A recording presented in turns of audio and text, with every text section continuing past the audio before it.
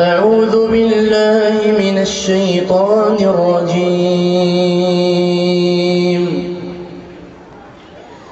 ولقد نادانا نوح فلنعم المجيبون ونجيناه وأهله من الكرب العظيم وجعلنا ذريته هم الباقين وتركنا عليه في الآخرين سلام على نوح في العالمين إنا كذلك نجزي المحسنين إنه من عبادنا المؤمنين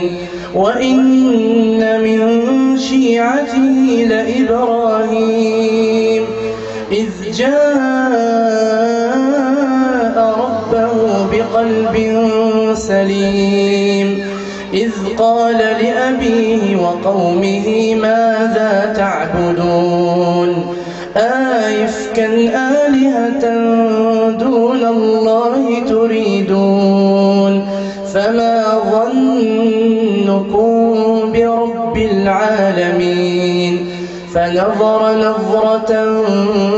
في النجوم فقال إني سقيم فتولوا عنه مدبرين فراغ إلى آلهتهم فقال ألا تأكلون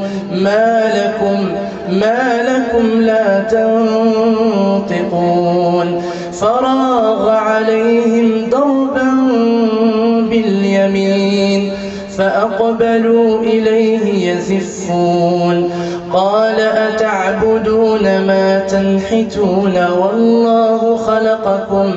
والله خلقكم وما تعملون قالوا ابنوا له بنيانا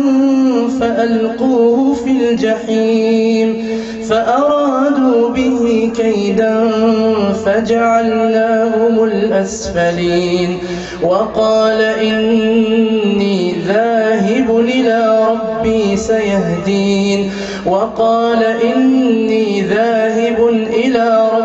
سيهدين رب هب لي من الصالحين فبشرناه بغلام حليم فلما بلغ معه السعي قال يا بني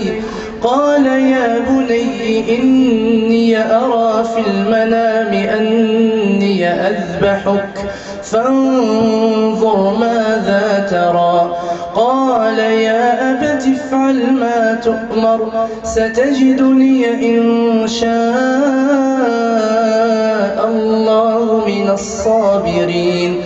فلما أسلما وتله للجبين وناديناه أن يا إبراهيم قد صدقت الرؤيا إنا كذلك نجزي المحسنين إن هذا لهو البلاء المبين وفديناه بذبح عظيم وتركنا عليه في الآخرين سلام على إبراهيم كذلك نجزي المحسنين إنه من عبادنا المؤمنين وبشرناه بإسحاق نبيا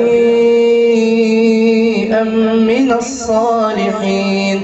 وباركنا عليه وعلى إسحاق ومن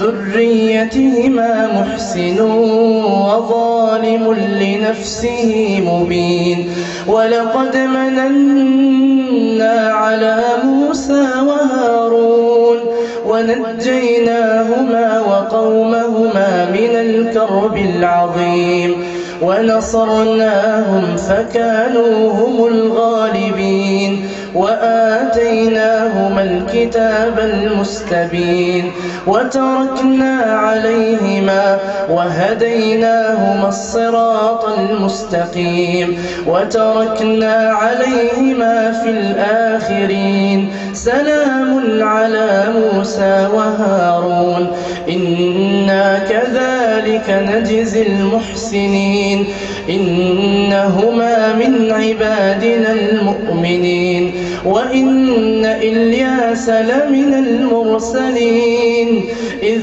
قال لقومه ألا تتقون أتدعون بعلا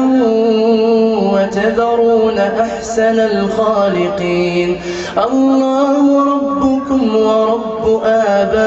آبائكم الأولين فكذبوه فإنهم لمحضرون إلا عباد الله المخلصين وتركنا عليه في الآخرين سلام على آل ياسين إنا كذلك نجزي المحسنين إنه من عبادنا المؤمنين وإن لوطا لمن المرسلين إذ نجيناه وأهله أجمعين إلا عجوزا